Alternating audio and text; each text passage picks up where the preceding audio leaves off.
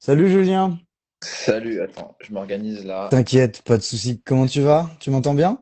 Et toi? Tout va bien. C'est Ça dimanche va. après-midi.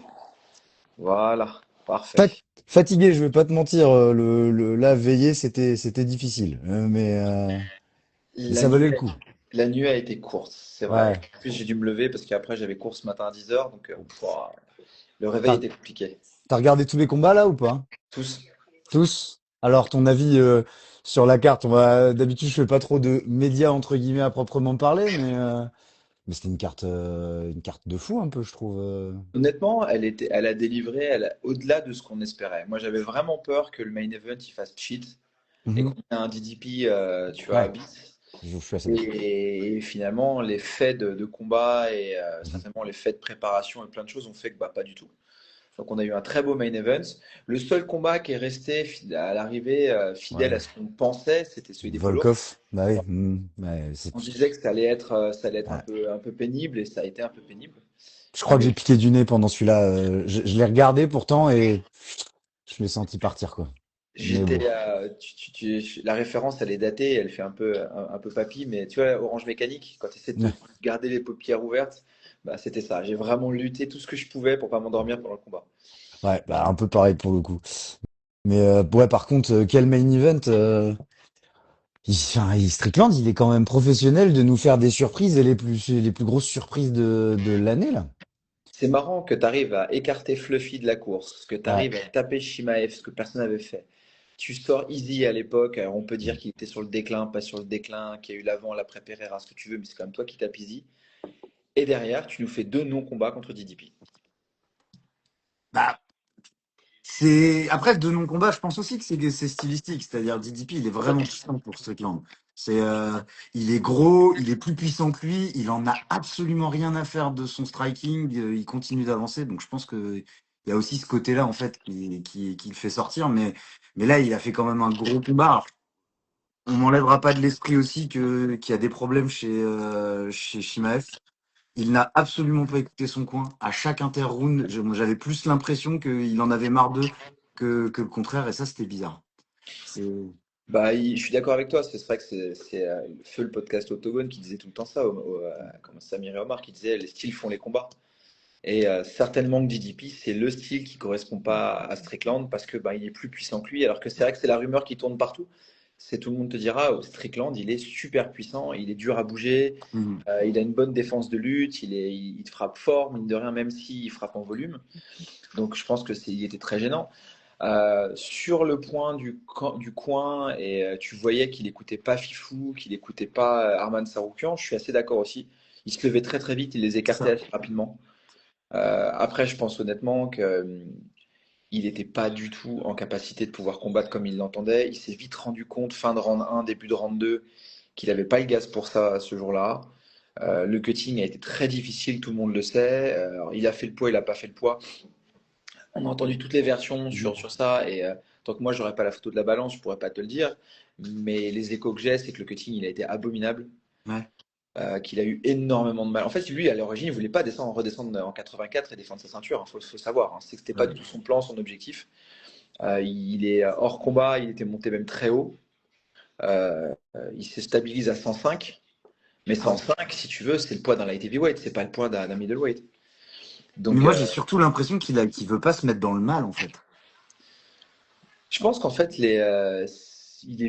honnêtement, il a dû le faire quelques fois quand il était en dessous, Mhm. qu'il en est plus du tout, du tout, du tout capable. Que c'est vraiment un truc. Il n'en a pas Ouais, mais envie. c'est ça.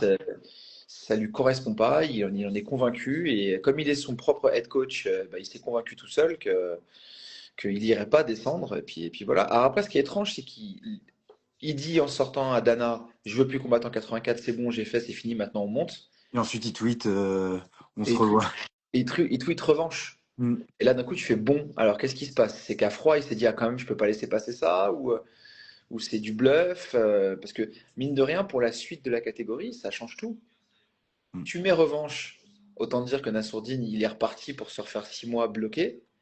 Je Si pense c'est pas même qu'il devrait recombattre DDP pour le coup. ouais, Je pense que mais si. complètement. Là, Ouais, tu as pas le choix. Il faut que tu ouais, recombattes DDP vite parce que bah faut rester actif, quoi. c'est ça. Par contre, s'il monte, bah là le storytelling de l'UFC, il est évident, il est fait. Surtout que Strickland a dit que lui, il était ouvert à respecter les rankings et prendre le premier contender, donc Nassourdine. Donc pour lui, le soleil est là, quoi, et le ciel est dégagé. Enfin, Et un enfin. tweet, ça change tout, en fait. Ouais. Moi, je sais pas trop quoi en penser là-dessus. J'ai vraiment l'impression que, ouais, qu'il est, que l'argent l'a mis dans une espèce de sécurité. Je dis pas qu'il y a des yes man autour de lui, mais je pense que lui a une manière de réagir un peu en mode être coach, alors que il devrait écouter, se taire et faire ce qu'il a à faire, en fait, tout simplement. Là, pour l'instant, ouais, il était pas dedans. Techniquement, il reste très fort. C'est un monstre. Mais ouais, dès que ça va pas dans son sens, c'est plus compliqué, quoi. C'était la première fois, en fait, même qu'on le voyait vraiment comme ça. Parce que Ousmane, c'était sur 3 rounds, mais potentiellement sur 5, il se serait passé plus ou moins la même chose que là. Donc, je sais pas, c'était vraiment particulier comme combat. On pensait en fait que le cardio c'était un point qui était résolu. Nous on l'avait abordé dans l'émission Ouais. justement sur la preview jeudi.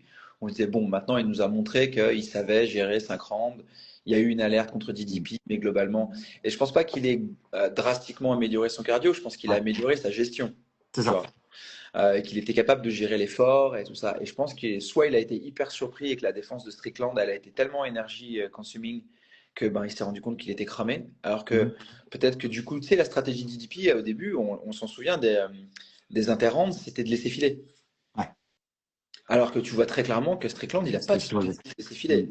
Lui, au contraire, il voulait remonter. Donc, je pense que il a dû vouloir appliquer une stratégie identique avec en face une stratégie totalement différente. Et Est-ce ben, qu'il y a, est-ce qu'il y a pas aussi ce côté de, je pense qu'il était trop, enfin, c'est un bon grappleur aussi, DDP. Donc, il était serein, entre guillemets, sur son dos en se disant, je vais oui. pas me faire soumettre, euh, je sais faire quelques petits trucs, si je vois une ouverture, je bouge, alors que Chimaev s'est vraiment dit, comme on utilise souvent l'expression, ground is lava. Donc, go, je me lève et je le laisse pas, en fait, installer son jeu. Ah, totalement. Je pense que là-dessus, DDP pensait qu'il a. Tu le vois, et d'ailleurs, il était confiant dans les interrounds à l'époque. Il se dit, c'est pas grave, le prochain, c'est bon, ça va le C'est ça. faire. Et à l'arrivée, on est passé à deux doigts de Pas l'upset loin aussi. 35, hein.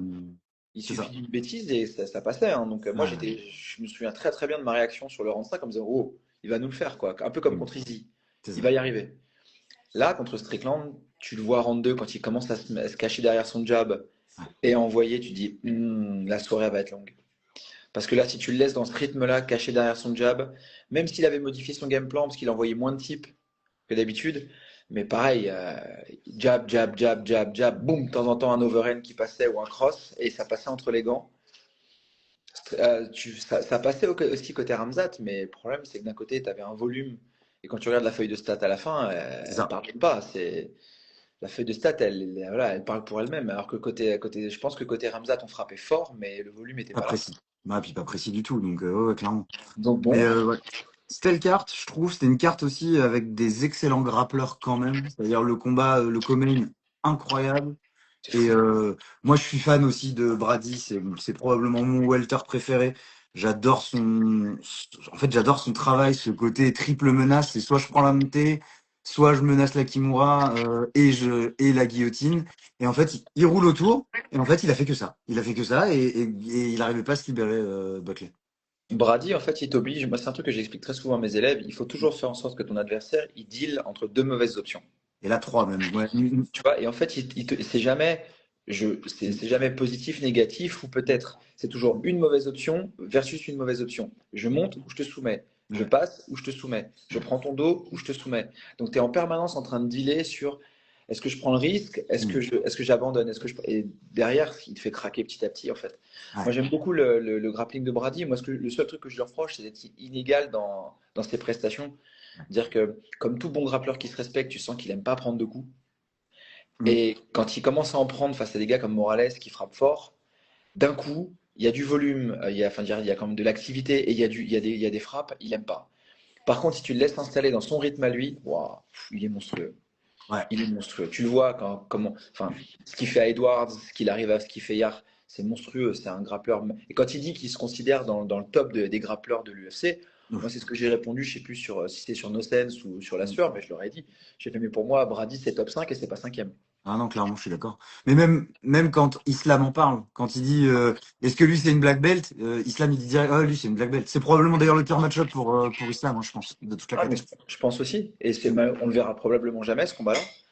Mais je Peu de pense que, chance. tu vois, si jamais un jour ils avaient envie de nous faire plaisir sur un UFC BJJ, ça pourrait être marrant. Ah, ce serait Au lieu, incroyable. au lieu de laisser Brady croupir au Fury, tu vois, et faire des trucs parallèles contre Richie Martinez et autres, il y a vraiment des trucs à faire avec eux. Mais bon. Ou Mais même non, un Brady Chimaev. On en bah, parlait à l'époque où ils étaient en Walter, mais moi c'est un truc, il a signé au RAF Chimaev. Je signe direct sur ce combat, hein. après, le truc, c'est que Brady, même s'il est lourd, ça reste un mec qui fait 1m78. Tu vois, je pense que Ouais. grand max, il doit monter à 90 kilos. Ouais, mais résultat, il est petit, donc pour takedown, je suis pas sûr que ce soit si facile que ça, parce qu'il est grand, Chimaev, même s'il descend bas. Je sais Les, pas. 100 les 105, 109 kilos de Chimaev hors combat, il devrait être sacré, Ouais. le Algérien. Ah oui, donc ça c'est sûr. Mais Moi, je connais très très bien son coach de sol qui s'appelle Alan Nascimento. J'ai une petite histoire avec lui pour info. Il m'avait mis KO au final de l'Open de Copenhague, ouais, de c'est fou. Danemark. Ouais. J'ai rencontré son genou par mégarde sur une position. Donc on est resté très potes depuis. Et il me le dit souvent, il me fait ça, c'est une tannée à l'entraînement, hein. Bah, putain. Il est costaud, costaud, costaud. Et Ouais. tu vois, je sais pas, ça m'intrigue. Tu vois, je Mm. ne peux pas donner un pronostic en avance. Mais même en prélim, moi, franchement, à Mozov, je me suis régalé. Incroyable aussi, ouais. Tu vois, c'était fou. Enfin, de toute façon, la thématique de cette carte, c'était vraiment grappler striker. C'est ça. Vous avez fait des oppositions de style très marquées. Bah, malheureusement, William en a fait les frais, tu vois, mais t'en as d'autres qui ont su en profiter. Et moi, je me souviens, hein, c'est pas Habib qui le dit, mais globalement, beaucoup l'ont dit avant lui. C'est quand tu as une opposition grappler-lutteur versus striker, très souvent quand même, sauf dans certains cas, et on l'a vu en main event, c'est que Et en normalement, commun? et en co-main, c'est normalement le grappler-lutteur qui finit par t'étouffer. Et là, on a vu deux cas où finalement, ben, le fight IQ de l'un et l'autre ont réussi à marquer le combat. Parce que pour moi, Taira, c'est l'erreur de fight IQ. Je suis d'accord avec ça. Il est jeune. Enfin, Ouais. ils sont tous les deux techniquement, mais ouais. Mais par contre, qu'est-ce qu'il est fort. La transition vers le triangle. Mais non, mais son grappling, il est fou. Tu vois, lui aussi, on est dans le top 3, top 5 des Ouais. grappleurs à l'UFC. C'est monstrueux. Après, je pense qu'il avait un peu trop de pression. Tu vas te dire, je pourrais être le premier japonais. Premier Ah, japonais. je pourrais porter. En plus, Dana, il lui en remet une couche dans la conférence de Ah, presse parce qu'il lui dit, s'il avait gagné, on l'aurait fait cette UFC Japon. Et là, tu te dis, waouh, la pression que tu lui mets. Mais surtout qu'on sait à quel point c'est important d'avoir, tu sais, la fierté nationale sur tout ça. ah. D'un coup, tu lui remets ça sur les épaules. C'est beaucoup quand même de responsabilité pour un gamin, hein, parce qu'il est jeune, hein. Ah oui, oui, c'est ça. C'est en 2000, 2001, c'est ça? Ouais, je crois que tu attends Van, c'est un 2002 Ouais, c'est ça. Je et crois. Taira, c'est un 2001. Enfin bref, c'est des gosses, hein. Ouais, c'est des gosses. Mais quel talent. Mais quel talent. Ah, c'est des gars que j'aimerais vraiment bien voir. Et j'espère qu'il y aura plusieurs combats l'un contre l'autre. Je pense qu'ils peuvent nous faire une opposition un peu à la Figueiredo. Et franchement, Moreno, Benavidez, tout ça. ouais. Et, en fait, dans cette catégorie, on est habitué au combat, tu sais, au bis repetita, au bell, aux revanches, à tout ça, on Ah pourrait oui, l'avoir. clairement. Sachant que tu as un Origuchi qui va se greffer dans l'équation dans pas très longtemps, Ça va être fou aussi. ça Ouais. peut être hyper intéressant parce qu'Origuchi, c'est pareil, hein, c'est des transitions. On l'a vu sur son dernier combat, hein, c'est des très très très grosses transitions, ça va vite, ça va fort, c'est intelligent, ça frappe quand il faut. Mokaev aussi, j'aimerais bien. Ouais, Je mais là, sais qu'il est chez Netflix, mais, il est mais out. ça, c'est un combat que je veux voir. Mokaev contre. Ouais, ce serait ouf. Il est out de la carte en plus là, hein. Ouais, j'ai vu. Donc, de toute façon, Mokaev, tu sens qu'il tourne autour. Il est au Brave, il est chez MVP Promotion, il tourne autour. Je pense que c'est un peu comme Arman, c'est-à-dire qu'il est au purgatoire. C'est ça. Il a fait trop de conneries pour les matchmakers. Il le laisse un peu au purgatoire quelque temps avant de se Mhm. dire, bon, ouais, vas-y. Maintenant, il va nous vendre des places, donc on va le réintégrer à un moment C'est ça. donné. Et lui contre Taira, pour le coup, ce sera un beau combat, hein. Ah, mais Mokaev Taira, Mokaev Horiguchi, Mokaev KP, ça me ferait marrer de nouveau, tu vas Ouais. te le voir. Contre Van aussi, hein, ça peut être un beau combat, hein, pour le coup, parce Mokaev, que ouais. la lutte est meilleure, mais le grappling est peut-être moins bon quand même que celui de Taira, pour le coup. Oui. Enfin bon. Mais ouais, carte cool, ça faisait longtemps qu'on n'en avait pas eu, je trouve. Même moi, où j'ai pas regardé les combats plutôt les lendemains, ça fait un moment. En tout cas, si les main events, ça m'est arrivé, mais là, ouais. Non, c'était une belle carte. Donc, bon, c'est pas l'habitude, normalement, sur The Bruce, on parle pas tellement d'actualité, mais c'est vrai que là, je trouve que ça s'y prêtait. Donc pour expliquer un peu, alors je sais pas qui est là, mais de toute façon ce sera rediffusé ensuite sur YouTube. Donc Zone Rouge en fait c'est un podcast que j'ai créé avec un ami, donc mon ami s'appelle Tanguy. On est fan de sport de combat, mais pas que. Et on a fait en fait un podcast où on va interviewer des gens qui sont proches des sports extrêmes et des pratiques extrêmes. Donc parmi ces pratiques extrêmes, on a forcément les sports de combat, mais on a eu des aventuriers sur le podcast, on a eu un grimpeur qui grimpe sans corde, donc qui fait du free solo. C'était fou. Et là, j'ai lancé, elle était folle cette interview. Je Et t'avoue qu'elle était anxiogène même à certains moments. quand il parle de ça, et surtout, je trouve qu'Alexis en parle très bien parce qu'il est très conscient de ce qui se passe dans sa tête et des mécanismes qui sont dans sa tête. Ça foutait le vertige de temps en temps. Et donc ouais, le podcast est vraiment un endroit où on essaye de comprendre un peu ce qui a motivé les gens. Et j'ai lancé donc assez récemment aussi les lives pour justement parler peut-être de manière un peu plus détendue de tout ça. Et t'étais l'un des noms que je voulais inviter parce que bah déjà on se côtoie quand même assez souvent, on se croise souvent en event. Bah t'es un pote de Bafodé. Moi également. Donc il y a pas mal de choses tout autour de ça. Et en plus, là, avec les hexagones qui arrivent, je pense qu'il y avait pas mal d'actualités autour de toi qui pouvaient se faire. Mais on va commencer un petit peu par la base. C'est quand à peu près que tu découvres le jujitsu et les sports de combat à proprement parler? On en avait un peu parlé tous les deux en off et cette histoire elle est assez marrante pour moi. Je pense que c'est des histoires préférées de ma femme pour tout te dire. C'est que moi j'avais aucune vocation normalement à finir dans les sports de combat. J'étais comme tous ces gamins de banlieue qui jouent au foot, tu vois. Et à un moment donné, je me suis rendu compte que j'étais pas bon. J'étais même à deux doigts d'arrêter toute pratique sportive parce que j'avais pas de talent, tu vois. J'étais pas fait pour ça. Et moi, tous mes potes partaient en centre de formation, en ce que tu veux. Et moi, ben voilà, c'était vraiment. J'ai un bon pied gauche, mais pas assez pour autre chose. Ouais. Et puis, j'ai découvert que j'étais pas mauvais à l'école. Donc, je suis rentré assez vite en école d'archi. J'ai eu mon bac très tôt. J'avais de l'avance. Du coup, j'attendais le bus pour. En fait, j'habitais entre Choisy-le-Roi et Orly. Et en fait, tu avais à l'époque les prémices de la ligne TVM. Je te parle de ça des années 2000, 2001, tout ça. Même attends, 2000, attends, 2001, 2002. On est même plutôt en 2003, tu vois. Ok. Et en gros, si tu veux, le bus faisait à Créteil jusqu'à Belle-Épine. Et en fait, moi, j'allais à l'école à Charenton-Liberté. Ok. Je le prenais à Choisy-le-Roi et je remontais à Charenton. Et je l'avais raté une énième fois parce que bah, il passe quand il veut dans ces coins-là. Et du coup, j'étais devant et je vois une salle face à moi avec marqué Jiu-Jitsu brésilien. Il faisait alors attends, c'était quoi? C'était du Vosolong ou du Vovinam, je sais plus exactement, un Ok. art martial Vietnamien. vietnamien. Ouais. Il faisait, je crois qu'ils avaient du karaté de mémoire ou du taekwondo et ils avaient sa jiu-jitsu brésilien. Et pour la petite histoire, une semaine avant, j'étais passé devant un club de jiu-jitsu traditionnel et je m'étais fait recaler, mais un peu comme si Big John m'avait recalé en boîte, tu vois. C'est vraiment, il m'avait dit non, mais laisse tomber, on n'est pas intéressé. Moi, j'avais vu ça, de la souplesse, ça avait l'air marrant. Il m'avait dit non, non, mais t'as jamais fait de judo, oublie-nous, fais autre chose. Donc bon, je m'étais dit définitivement c'est pas fait pour moi. Et quand je suis rentré en fait à l'époque dans cette salle, parce que bon, bah, comme j'attendais le bus et que j'avais du temps, je rentre, je regarde, je me fais bon, qu'est-ce que c'est de la capoeira, c'est quoi ce truc? Et puis je vois des gars qui s'entraînent ensemble.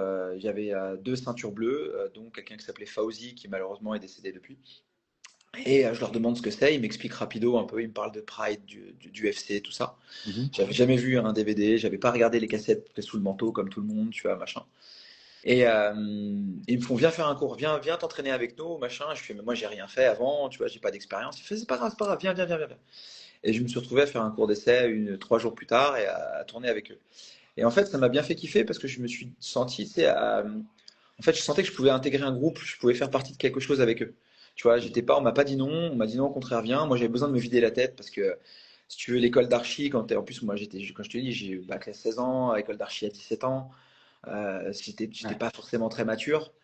Donc, du coup, tu prends tous ces cours, tu sors du lycée, t'es pas encore tout à fait construit dans ta tête et d'un seul coup, tu arrives dans une fac à Paris et qui n'est pas une fac, qui est une école où on te dit tu as cours de 7 Ouais. heures le matin jusqu'à 23 heures et tu vas enquiller, tu vois, au bout d'un moment, tu as besoin de respirer un peu. Moi, j'avais besoin d'un truc qui me fasse respirer. Et j'enchaînais les partiels, les cours et je cherchais vraiment un truc pour transpirer, me vider la tête. Et c'est comme ça que je suis tombé dessus. Et j'ai fait ça pendant quelques mois. Le prof de l'époque, Aziz Chirigui, pouvait pas s'occuper de la salle, donc en gros, c'était ses gradés qui géraient les cours. Donc on était un peu en autogestion. Et puis à un moment donné, ben, ça a commencé à bien évoluer pour moi. Puis au fur et à mesure d'un stage, j'ai rencontré un prof. Et puis voilà, tout s'est lancé comme ça. Mais vraiment, quand je dis, moi j'ai vu de la lumière, je suis rentré et on m'a dit cool, viens. Et j'ai fait ok, je reste. Ça s'est vraiment passé comme ça. Mais t'avais jamais été intéressé, et t'avais jamais vu par exemple, je sais pas, des sports de combat. C'était quand même en France assez. Enfin, on est quand même un pays de sport de combat, mine de rien, notamment du Muay Thai, beaucoup quand même. À une Ouais, époque, ça passait à la télé, mais même pas pour toi. on a tous regardé, Ouais. moi je suis de la génération, tu sais, kickboxer, Bien Bloodsport, tout sûr, ça, c'est donc on ça. a tous vu ça, bien sûr. On a Van regardé le Damme. détail. Mais tu sais, par exemple, moi un peu plus tard, par la suite, j'ai fait de l'anglaise à l'ABC à Charenton. Mhm. J'ai découvert que techniquement, moi, driller les positions, tout ça, j'étais très bon. Ouais, Mais par contre, quand il fallait commencer à prendre des pains, c'était pas forcément le truc que j'aimais le plus. ouais. Tu vois, et aujourd'hui encore, quand je prépare mes gains en MMA, je peux te dire que je fais hyper attention à ça parce que c'est pas le truc que, autant un bon grappleur qui se respecte, c'est pas le truc que je préfère. Et j'ai pas d'allonge. En plus, moi, je suis 1,86 m, mais enfin, je rigole souvent avec mes élèves, mais j'ai des gars, ils font 1,75 m, ils ont des bras plus longs que les miens. Mm. J'ai un tout petit reach. Ouais. Tu vois, j'ai pas la morphologie pour la boxe, pour le kick et tout le reste. J'ai vraiment, bizarrement, et c'est pour ça que je dis que le jiu-jitsu m'a choisi plus qu'autre chose, parce que moi, j'ai la morphologie pour faire du jiu-jitsu. Tu vois, j'ai des petites jambes, des petits bras, un long buste, et j'ai une grosse souplesse de dos, et Ouais. voilà. Après, toutes les morphologies sont plus ou moins faites pour le jiu-jitsu quand même. C'est-à-dire, quelqu'un qui a les bras courts pratique pour les guillotines, quelqu'un qui a les Bien bras sûr. longs pratique pour les dards. Donc, De ce côté-là, je pense qu'en ouais. fait, toutes les morphologies sont faites pour le jiu-jitsu, mais toutes les morphologies sont pas faites pour la boxe ou pour le reste. Ouais. Tu vois bien, quand t'as un reach très court, la boxe, c'est vite une galère quand même. Ouais, mais pareil, tu peux t'adapter. En fait, c'est là où que je trouve, enfin, où je trouve en fait que les sports de combat, notamment le MMA, je trouve ça quand même relativement vrai ce que tu dis, hein. Soyons logiques, si tu as des tout petits bras, pas certain que tu feras une grande carrière de boxeur, mais en MMA, pour le coup, En MMA, tu peux commencer. il y a moins cette réalité-là. Tu peux développer un style autour de tes particularités physiques. Bah, on parlait de Brady juste avant, tout petit, un espèce de Juste, tank hein. immense, etc. Quand on voit son dos, je me dis, mais oh là là, c'est un truc de ouf. C'est un, Et, c'est un- c'est un débat que j'avais avec Véronique Hardy il n'y a pas très ouais. longtemps, justement. Hmm. C'est où on parlait de la morphologie type des grappleurs et je rigolais avec elle. Je fais, mais regarde, là, je peux te le dire, lui ou elle, c'est un grappleur. Tu le vois, le morphotype, maintenant, tu arrives à les reconnaître assez vite. Mais je suis d'accord, le MMA, ça t'ouvre en fait à beaucoup de perspectives C'est et c'est ça. toute la beauté de ce sport et toute la richesse de cette discipline. Sachant que moi, encore une fois, je te parle de 2003-2004. Le MMA, t'en parlais, mais tu chuchotais quand t'en parlais à l'époque en France, hein. C'est-à-dire que on parlait à l'époque, bien sûr, tu entendais que Mathieu Nicour, il avait été combattre, tu entendais parler de Moïse Rimbon qui était au cercle, tu entendais parler de tout ça. Mais moi, en fait, ma vraie découverte du MMA, c'est quand j'ai bougé au Brésil. Hmm. C'est là que j'ai vraiment compris ce que c'était. Jusqu'à présent, c'était un peu obscur en fait pour moi. On t'en parlait, on disait ah, lui il va combattre en Belgique, lui il part combattre en Suisse, je sais pas trop quoi, tu vois. Mais en fait, tu n'avais pas une vraie notion de ce qui se passait ici. Vraiment, quand je dis que tu chuchotais, c'est quand les mecs te disent on passait les cassettes sous le manteau. C'était vraiment ça. C'était tabou. Tu avais des reportages abominables à la télé. Tu avais l'impression qu'on parlait de boucherie quand on parlait de MMA. Ils appelaient ça du free fight. Enfin, c'était alors oui, bien sûr, moi j'ai connu l'émergence de Bertrand Amoussou, tu sais, au Pride, j'ai vu tous ces trucs-là, et en fait, tous à leur façon, tous ces pionniers, ils ont fait grandir la discipline, et c'était assez fun, tu vois. Moi, je me souviens de ce que j'entendais sur la BTT France avec Johnny, avec Norman, j'ai assisté à tout ça, mais c'était vraiment, vraiment des bribes et des trucs très, très, très underground. Bah, c'est clairement ça. Et en fait, ce que je trouve aussi intéressant, c'est qu'il y avait tout un marketing aussi qui a fonctionné. Parce qu'en fait, la réalité aussi, c'est que l'UFC, qui fait des combats en cage, c'était aussi le marketing pour justement rendre ça très sale, de surfer aussi sur tout ce côté, bah, je sais pas, Bloodsport, on parlait, ou de ce genre de choses, où clairement, c'était un peu cette logique-là. Je me rappelle qu'ils avaient eu une idée au tout début, c'était de mettre des crocodiles autour de la cage. Tu sais que c'était dans les projets. Comme quoi, C'est c'était trop. heureusement, il y a beaucoup de choses à laquelle ils pensent qui restent à l'étape d'idée et qui se concrétisent Ouais. jamais. Heureusement pour le coup, L'actualisation reste. heureusement pour ce coup-là, et c'était très bien. Mais ouais, Mais Bloodsport, c'est vraiment ça, hein. Quand tu réfléchis bien, les premiers UFC, c'était, bien sûr. regarde, C'était le t'avais sumo, un ouais, le combat sumo avec contre un gant, le enfin, boxeur. c'était Bloodsport. Mm. Mais c'était ça. C'était aussi enfin ouais, qui veut être le meilleur. C'était assez basique aussi. Les gens y allaient pas forcément pour l'argent. C'était quand même quelque chose de particulier. Mais ce que je trouve aussi intéressant, pour le coup, on va essayer d'aller un peu plus avant et parler un peu de ton départ au Brésil. Mais c'est que, comme tu disais, t'es quelqu'un qui réussissait dans les études, t'avais un bon poste, et pourtant, tu décides de te mettre en difficulté, d'abandonner tout ça pour continuer le jiu-jitsu brésilien. Alors que au tout début, on se dit pas que tu vas te faire des milliers des cents avec ça, quoi. En fait, moi, je pensais pas du tout gagner de l'argent avec le jiu-jitsu. Je vais pas te mentir. D'ailleurs, pendant Mhm. très longtemps, j'ai eu une double carrière, c'est-à-dire que moi, je continue à travailler à Ouais, côté. Comme tu l'as dit, j'avais un plutôt bon poste. ouais. En fait, pour comprendre un peu comment ça s'est passé, c'est que pendant mes études, moi, j'ai subi des fusions d'écoles et des fusions de programmes qui ont fait qu'à partir de ma deuxième année et demie, pratiquement, ou troisième année, j'avais Mhm. plus rien à foutre. Ouais, C'est-à-dire qu'en gros, j'avais passé le gros de mes diplômes, j'avais un projet, parce qu'en fait, quand tu es architecte, le projet final, c'est ça, ça te prend 2 ans et tu le présentes à la fin. Donc ça, déjà, ça me prenait du temps à la fin. Et t'étais pas quasiment pas à l'école. Mhm. Et sinon, tout le reste, oui, j'avais un cours d'art plat une fois par semaine. Autant dire que quand j'y allais pas, je l'ai rattrapé. Et puis voilà. Euh, et puis ça, honnêtement, les études, ça n'a jamais été une difficulté. Enfin, je veux pas, je sais que pour certains c'est Ouais. compliqué, mais moi, ça n'a jamais été un truc difficile et j'y ai même pris plaisir. Donc c'était assez simple.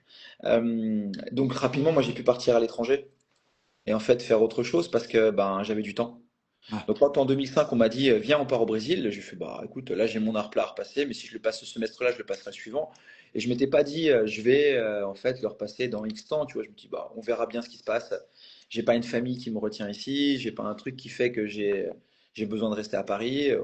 Mon appart, quand tu vois le truc, c'est pas très grave, j'en aurai un autre. Enfin tu vois, j'avais pas de sujet pour moi pour tout ça.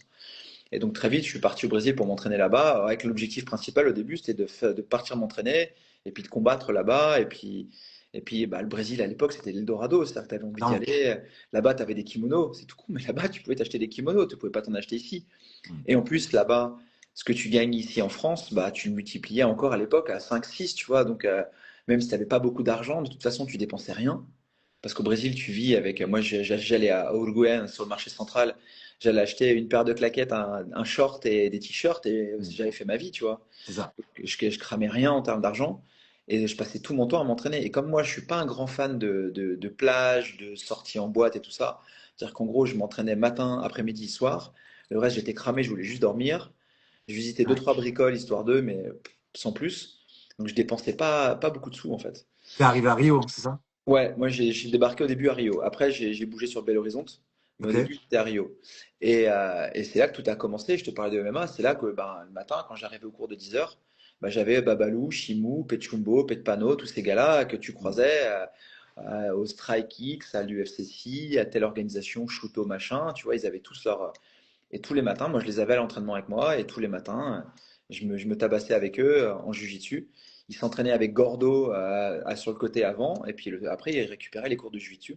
Ils étaient assidus, avec kimono, sans kimono, ils faisaient le cours de 10 heures. Ouais.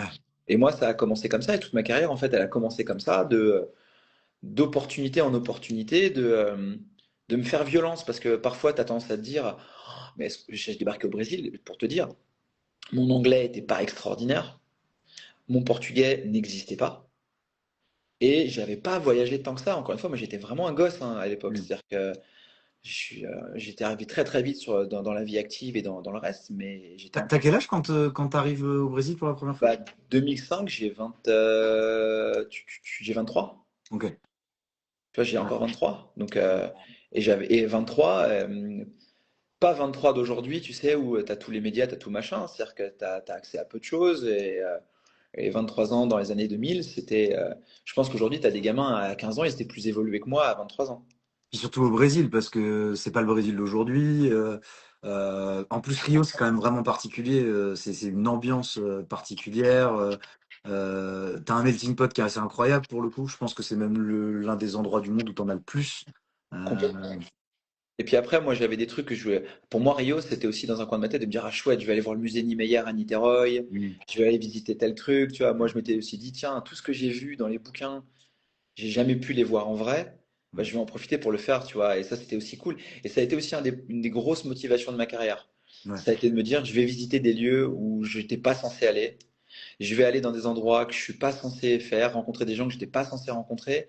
Et je me suis toujours mis un coup de pied au cul en me disant, bien sûr, tu as toujours un moment où toi-même tu te dis, ah, vas-y, non, vas-y, t'as un peu peur en fait, tu veux pas te le dire, mais c'est un peu anxiogène tout à l'heure, mais je vais le reprendre le mot, ça te fait un peu peur. Puis au bout d'un moment, tu te mets une baffe, tu te dis, mais attends, si je le fais pas, je le ferai quand? Ouais, C'est maintenant qu'il faut le faire, c'est maintenant qu'il faut que je me bouge. Et à chaque fois que je me suis bougé, j'ai toujours été satisfait de ce que j'avais réussi à faire, j'ai toujours été content de l'avoir fait. Donc, allez, vas-y, bouge-toi et on y va. Mais j'ai débarqué à l'aéroport à Rio, je me souviendrai toujours, mon prof n'avait pas pu venir me chercher au début. Je débarque à l'aéroport à Rio, je parle pas un mot. J'ai un téléphone, aujourd'hui, tu sais, on a des smartphones, tu peux tout faire avec ton smartphone. c'est ça. À l'époque, j'avais un téléphone, je pouvais jouer au serpent avec. Donc autant dire que tu peux pas t'en servir pour quoi que ce soit, tu vois. Donc c'était et j'ai appris à la dure. Et j'ai appris tout ça à la dure, mais mine de rien, ça m'a appris énormément de choses. Et déjà, ça m'a appris que j'étais capable de me démerder et que je pouvais m'adapter et me démerder très vite. Ça m'a appris que je pouvais apprendre une langue très rapidement. Crois-moi, t'apprends vite dans ces conditions. C'est vrai. Ça m'a appris aussi que finalement, ben, chez toi, c'est là où tu te sens bien, c'est pas forcément là d'où tu viens. Donc à l'arrivée, ben, moi, si j'étais bien là où j'étais et que j'avais les bonnes conditions pour m'entraîner, voilà. Et que c'est peut-être un peu cliché, mais parfois, c'est quand tu es dans l'inconfort que tu progresses le plus vite dans certaines choses. Clairement. Et je me souviens que mes premiers championnats du monde en 2005, j'étais dans l'inconfort complet, hein, je me faisais tabasser à l'entraînement. Tu arrives en France, tu t'entraînes deux, trois fois par semaine, là-bas tu t'entraînes trois fois par jour. Les mecs, ils ont la dalle, ils ont vraiment faim, ils ont envie de te montrer que, tu vois. Et ce qui est marrant, c'est qu'au fur et à mesure des semaines, je les ai vus me considérer de moins en moins comme un gringo et de plus en plus comme un des leurs. Parce que moi, je vivais comme eux. Tu vois, je me baladais en claquette, en short, j'avais rien d'ostentatoire sur moi. Je bouffais un misto kench au Bibisoukos du coin et j'allais m'entraîner. Et le reste du temps, je dormais en fait. Tu vois, je marchais, je prenais le bus comme tout le monde. J'allais à la Rodoviaire pour prendre tous les bus là-bas pour me balader à travers le Brésil. Je faisais tout comme un local en fait. Et ça a été une vraie école de la vie pour moi aussi parce que bah, quand après je suis allé au Japon un paquet de fois, c'est aussi des trucs, des schémas que j'ai reproduits dans tous les pays que j'ai visités.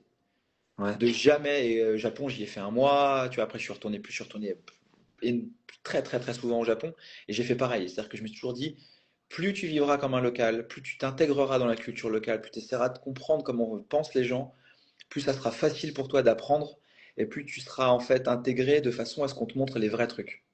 Tu t'es mis aussi, en fait, dans ce côté, tu parlais d'un confort, tu as aussi copié leur mentalité, en fait, d'entraînement. Et T'es ça, obligé. ouais, mais je veux dire, c'est pas, tout le monde ne fait pas ça. C'est vrai.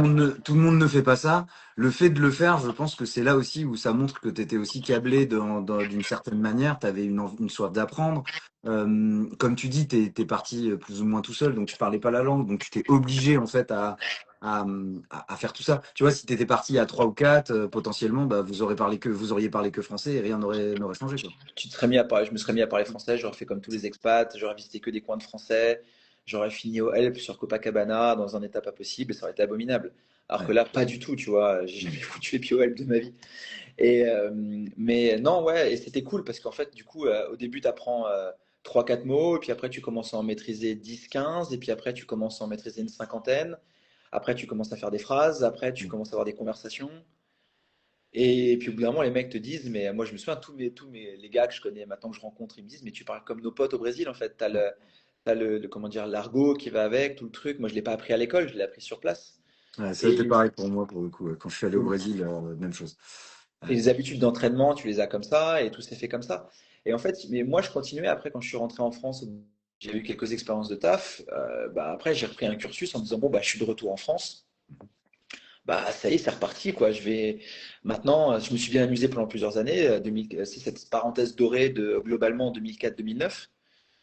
Mais après, bon, bah maintenant, je vais continuer à m'entraîner. Je vais commencer on va développer l'académie à Paris, c'est sûr. Mais moi, j'aurai un taf quoi. Tu vois, et j'étais convaincu que j'allais devoir charbonner tout le temps. Mhm. J'avais un bon boulot de consultant en cabinet en strat. Je suis vite devenu partenaire. Donc tu vois, je gérais du staff, j'avais des trucs, enfin tout le train-train du quotidien. Et puis le matin et le soir, j'allais m'entraîner ou j'allais donner des cours. Et puis je continuais à combattre le week-end. Et j'avais une sorte de dichotomie complète qui s'instaurait entre moi le matin et moi le week-end, tu vois. Ouais. Mais pour moi, c'était quasiment normal. Et puis ça allait se faire comme ça. Et puis à un moment donné, je me suis fait la réflexion de me dire non, mais en fait, je suis malheureux dans ce que je fais. Je suis malheureux parce que je me sens étiré en fait dans ma vie. La fatigue aussi, j'imagine. Bah, déjà, tu as la fatigue, tu sens que tu peux pas performer comme tu le voudrais parce que bah, mine de rien, tu as une charge mentale à côté qui s'instaure, tu as des obligations, tu as un rythme qui est assez déconnant et tu n'arrives pas en fait à gérer ça correctement. Et puis aussi, tu te rends compte que moi, me lever le matin pour aller, euh, comme on dit globalement dans le conseil, pisser du PowerPoint et du tableau Excel et bullshiter toute la journée. Et je ne dis absolument pas que c'est ce que font tous les consultants, mais moi, c'est ce que j'avais l'impression de faire, si tu veux. C'était pas mon truc. Et j'étais malheureux. Donc, je suis des seules personnes qui va dire que le Covid, il est arrivé au bon moment. Donc là, ça a été de se dire, bon, bah maintenant, écoute, qu'est-ce qu'on fait, quoi? Électrochoc pour tout, ouais. Tu as une opportunité, qu'est-ce qu'on fait? Est-ce qu'on continue à être malheureux comme ça? Et puis à un moment donné, tu vas te réveiller en disant, mais je suis passé complètement à côté de ma vie. Ou est-ce que tu dis, non, mais moi, le jiu-jitsu, comment dire, j'aime ça, je le fais bien. Et il y a moyen en plus d'en faire quelque chose d'intéressant si on s'investit. Tu sais, il y a Sébastien Garnier qui gère la Gracie Bar à Marseille, qui dit un truc tout le temps qui est assez juste. Il dit 99% juste, c'est 100% faux. Ok. Et je le rejoins complètement là-dessus. C'est-à-dire que quand tu fais les choses pas complètement, que tu les aboutis pas, quoi qu'il arrive, tu seras dans le faux. Donc à un moment donné, il faut brûler les bateaux et te dire j'y vais. Je suis d'accord avec ça. J'ai une analogie que je prends souvent, c'est si tu prends un médicament sans suivre la posologie complète, bah tu seras pas soigné, quoi. Bah, Donc c'est exactement. c'est ça.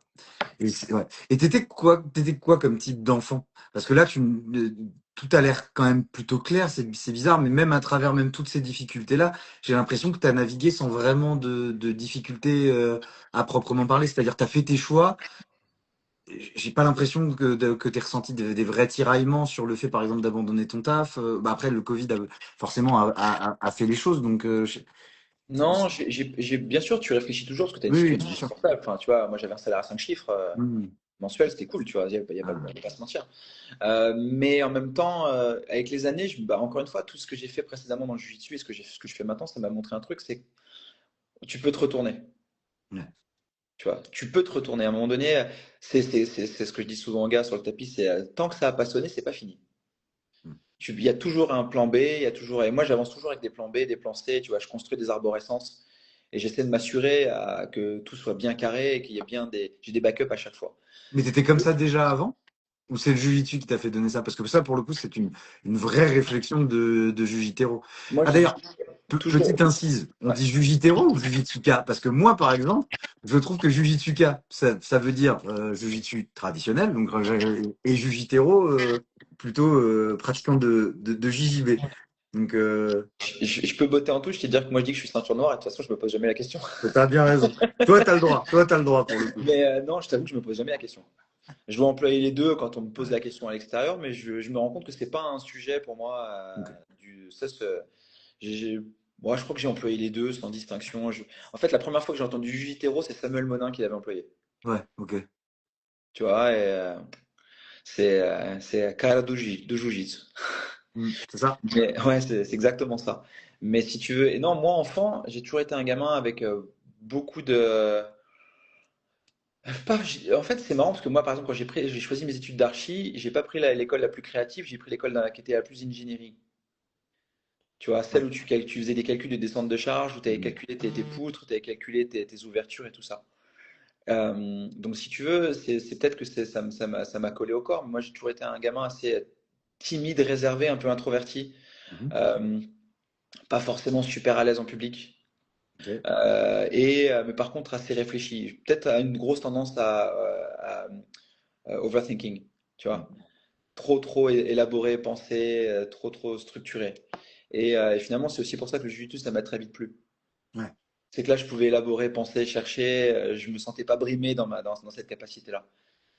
Mais en même temps, une fois que tu passes au combat, c'est l'action aussi. C'est-à-dire, tu l'as travaillé en amont, mais tu dois aussi faire appel quand même un peu à ton instinct. Comme tu dis, driller des techniques pour qu'elles soient ancrées dans ton corps, et c'est un peu ça, quoi. Mais je fais en sorte que l'instinct interagisse le moins possible. Ah, d'accord. C'est-à-dire que moi, je fais toujours en sorte que d'écrire le plus possible les scénarios à l'avance Ok. et de manipuler le plus possible le combat pour qu'il aille dans ma direction. C'est Brolio, mon prof, qui disait toujours ça. Le jiu-jitsu, c'est comme si tu avais une maison. Et en fait, Tu as plusieurs étages et tu fais en sorte que ton partenaire se balade entre les étages parce que tu laisses toujours une porte ouverte. Tu fermes Ouais. toutes les autres, mais il y a toujours une porte qui s'ouvre. Et sans se rendre compte, il a l'impression qu'il chemine, De- mais c'est toi qui drive son cheminement jusque là où tu veux qu'il aille.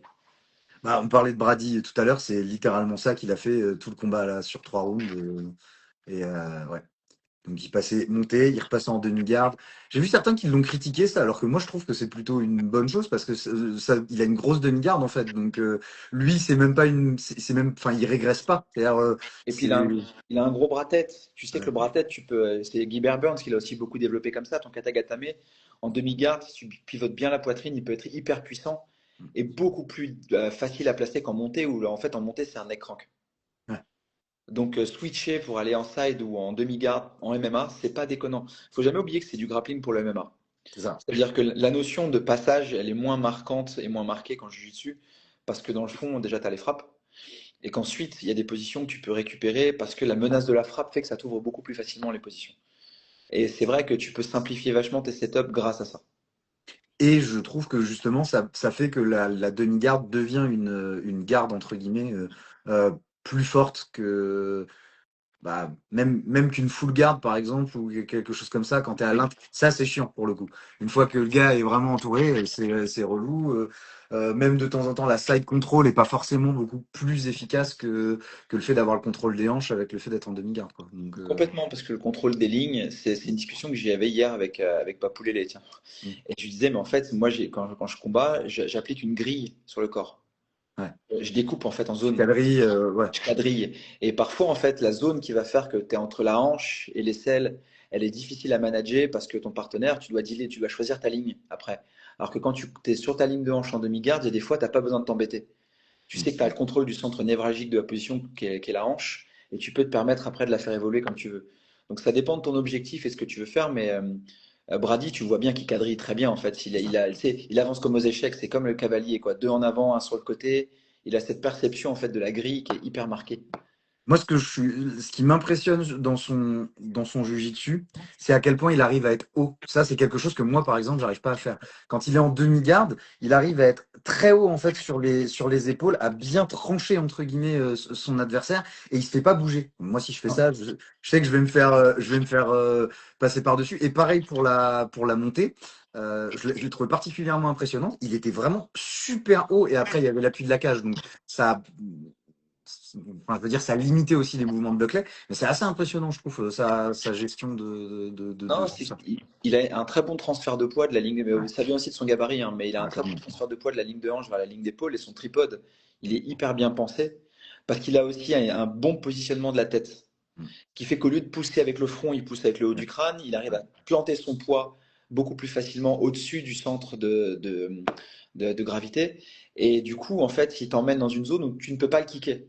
Parce que ta hanche, en fait, mine de rien, c'est bon, là ça devient vachement technique, mais en mm, gros, ta jambe, sans enrouler le dos, elle ne peut qu'à la perpendiculaire quand tu es ouais, souple. oui. Au-delà, il faut que tu enroules le dos. Donc il s'arrange pour que tu puisses jamais enrouler et que finalement cette ligne puisse pas être franchie. Ah, Et c'est c'est super intéressant. smart en fait. Et ça, il arrive à le faire, c'est ça qui est intéressant. C'est qu'il arrive à le faire sous pression alors qu'il est en fait en train de se battre et de prendre potentiellement des coups. Et c'est là que le process de décision chez ces gars-là, il est hyper intéressant parce que techniquement, tu sais, c'est un peu comme les tests que les gars font quand ils te font faire des additions en apnée.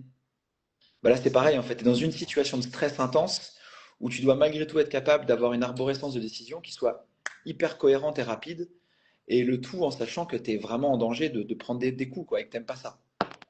Mais aussi, et c'est ça que je trouve le plus impressionnant, c'est qu'il fait toujours la même chose. Ce Hum. setup-là, de la demi-garde qui transfère de la Kimura, où il commence à te mettre un peu des coups pour passer soit la montée, soit la guillotine à une main, c'est ce qu'il fait sur tous ses combats, depuis son premier combat à l'UFC, sur les combats de grappling qu'il a fait contre tous les autres, et c'est un truc de fou. Donc ça veut dire que il fait ça contre des gens qui sont préparés, qui ont probablement passé du temps sur leur dos avec des gros jujiteros pour essayer d'émuler ce côté-là et qu'il arrive quand même à l'appliquer. Ouais, C'est ça veut dire qu'il arrive très très bien à tuer ouais, tes défenses avant d'appliquer ses attaques. c'est fou, je trouve. Ça demande un fight IQ monstrueux. Ça veut dire que sur ce vraiment ce compartiment du jeu, je pense qu'il est le meilleur grappleur de l'UFC sur ce compartiment précis. Il est peut-être moins divers parce que, par exemple, il avait l'occasion de prendre le dos contre ça. Par exemple, ça m'a un peu interloqué. Il avait l'occasion de prendre le dos contre Joachim Buckley. Il ne l'a jamais fait. Il ne va pas dans le dos. Il va pas tenter de rear naked choke. Il refait, il le recolle et ensuite il reprend la montée. Tout doucement, il va mettre une grande pente, pas très fort d'ailleurs, mais c'est fou. Il est pas divers, il va pas tenter de se mettre au dos. Et tu vois, le parfait contre-exemple de ce que fait Brady, c'est Ouais, Sterling. ouais. Qui lui, par contre, va systématiquement shifter pour aller vers le dos, parce qu'il sait que son backpack, il est meilleur, qu'il a un bon contrôle Ouais. au niveau de la seatbelt, et que derrière, il va réussir à faire ce qu'il fait. Parce que Brady aussi, parce que, par exemple, Sterling, il a un truc, c'est qu'il privilégie toujours la frappe au grappling. Ouais. Et tu vois, ça, c'est dans leur mindset, alors que Brady va privilégier l'acquisition de la position à la frappe. En fait, il bloque le jeu. C'est ça le Exactement. truc. C'est un anti-jeu plus que qu'autre chose. Et là, là, tu peux faire des études à vidéo. Moi, je me régale à faire ça avec les gars à la salle, à leur expliquer les setups et à décortiquer en fait les séquences de placement de la paume, placement de la main. Pourquoi est-ce que tu évolues, là, tu n'évolues pas? Mhm. Et il y a des vrais, mais ça demande des automatismes qui sont. Tu sais, j'ai tendance à le dire, on peut critiquer autant qu'on veut certains gars comme Gordon Ryan, Sean Strickland, etc. Je peux t'en citer plein, des gars qui sont à côté dans la vie de tous les jours, qui ont des discours qui sont hallucinants. Mais par contre, dans la cage, c'est des fous furieux. C'est-à-dire Bien sûr. qu'ils ont un mindset et un fight IQ qui est au-delà de la moyenne, mais très très très très largement, et une capacité à réfléchir qui est incroyable. C'est fou comme Et, tu peux la mono-orienter. et je trouve aussi que alors, je sais pas si c'est quelque chose que tu penses, mais j'ai l'impression que le niveau en grappling, quand même, général, a vraiment augmenté là ces dernières années. Euh, Par rapport à même l'époque JSP ou des choses comme ça, qui étaient très forts, mais pour le coup, il était plus ou moins le seul à être très très fort là-dessus. Il y en avait d'autres dans d'autres catégories, mais déjà qui n'ont pas fait une transition si impressionnante que ça, je trouve. Hmm. Je pense à Jacare, par exemple. Il était très fort en JJB. Il n'a pas fait une transition incroyable. Demian Maia, c'est le contre-exemple. Il était extrêmement fort en jiu-jitsu. Il a fait une très bonne transition vers le MMA. Mais là, quelqu'un comme Islam, quelqu'un comme Arman, comme Oliveira, comme bah, tu parlais de Sterling, tous ces gars-là sont vraiment très forts. Bah, Taïra. Euh, Aujourd'hui, l'accès à la ressource, elle est beaucoup plus développée qu'au préalable.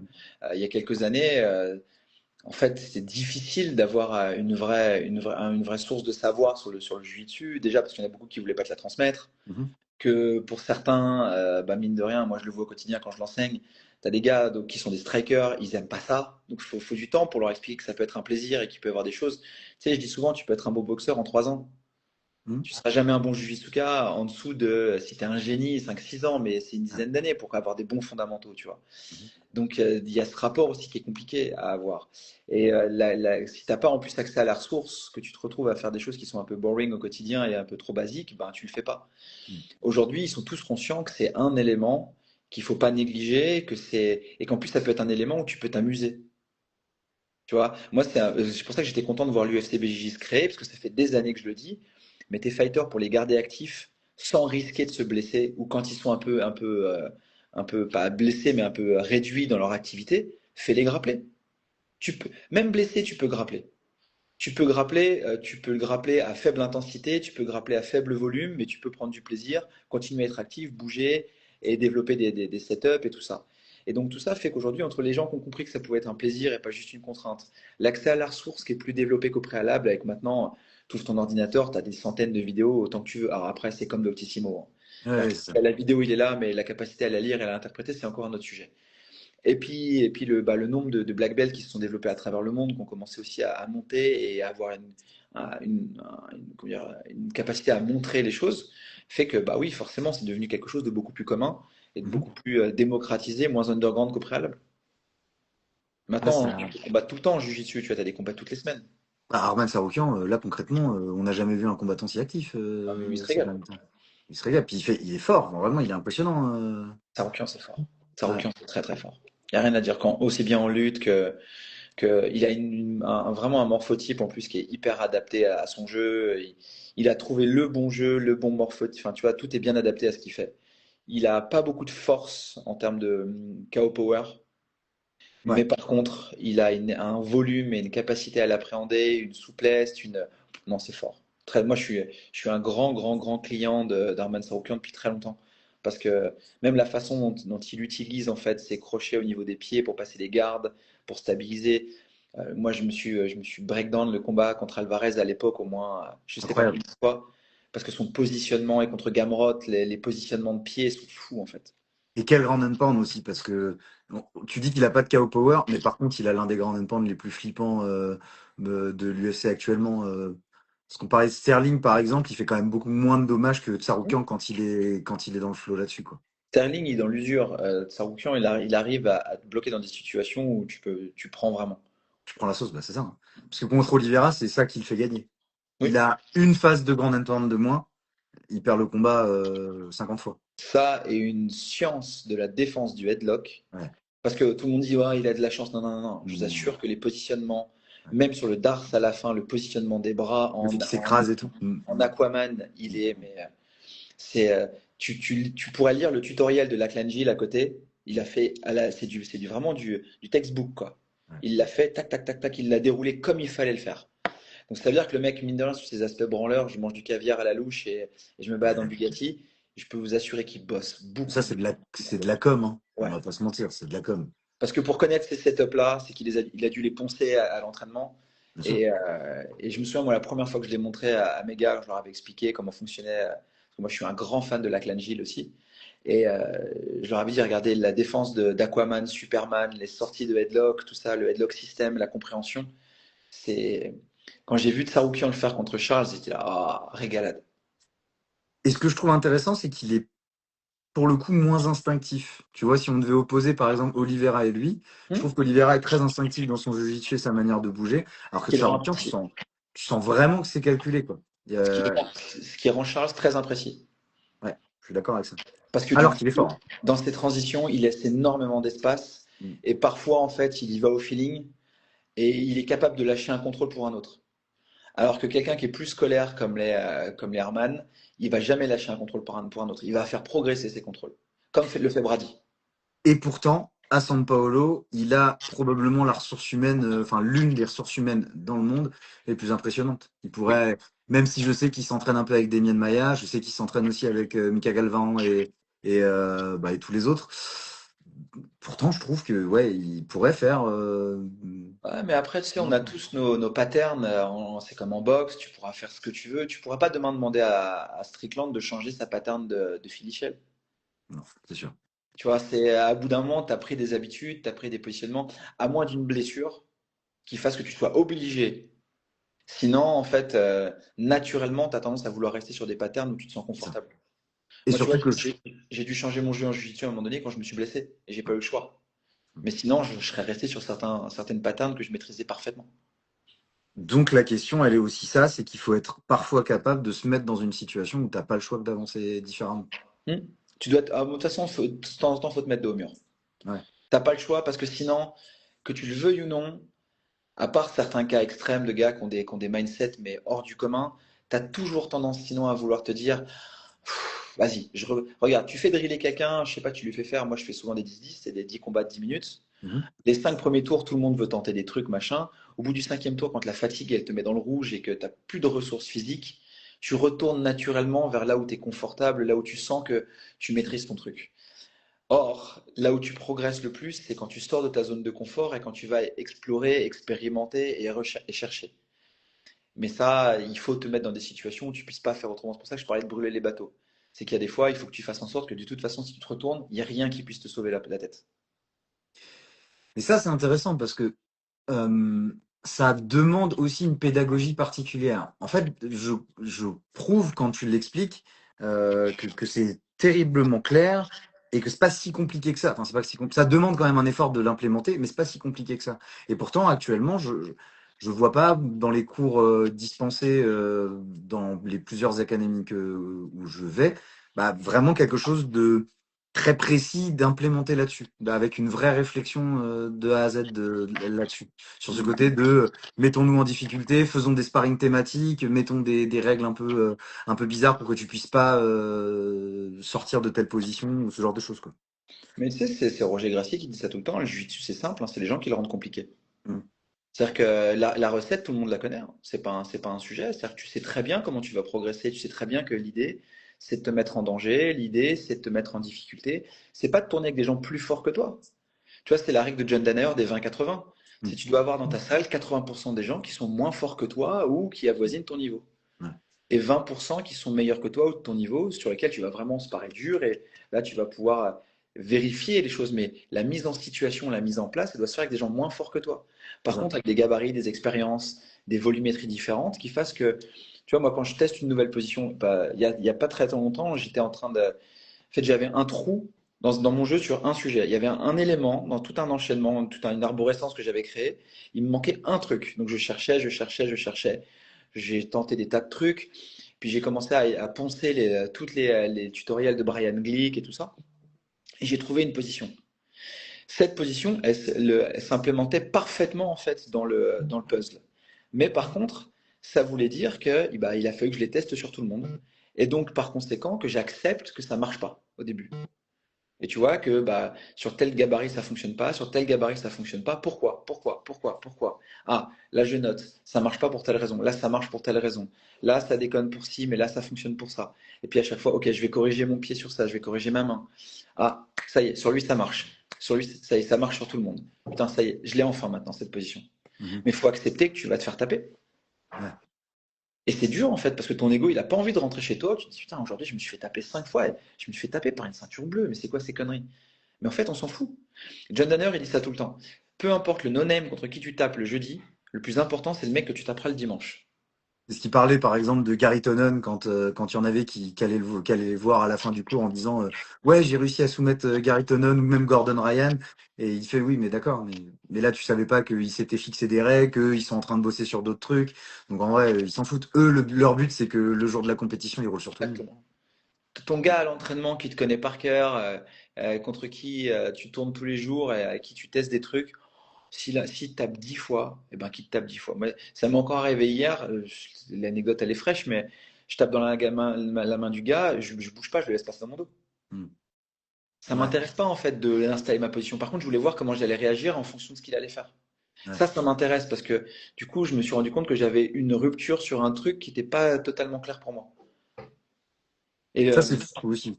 le Tu plaisir, il est progresses dans la encore. recherche. Et ouais, mais le plaisir, il est dans la recherche complète. Et reconnecter des arborescences les unes avec les autres en permanence. Et C'est ça qui est cool dans le jiu-jitsu et qui, moi, tout de suite m'a marqué et qui a fait que je suis tombé amoureux du jiu-jitsu. C'est que c'est une never-ending story.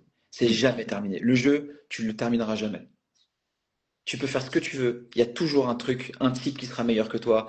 Il y a toujours une pattern que t'as pas. Il y a toujours une position qu'il faut que tu peux ajouter. Et c'est constamment en évolution, en évolution, en évolution. Ce qui fait que intellectuellement, bah, en fait, tous les jours, tu moulines.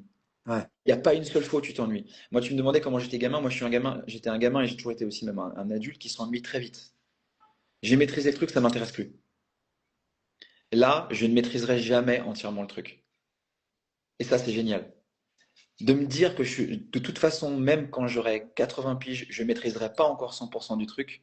C'est-à-dire qu'il n'y a pas un seul instant où je vais m'ennuyer et que tous les jours, je continuerai à prendre du plaisir à m'entraîner. C'est drôle parce que tu dis ça, mais en même temps, ton but est d'essayer quand même de trouver des chainings, donc qui vont Oui, être répétitifs quand même. oui, mais D'accord. les adapter.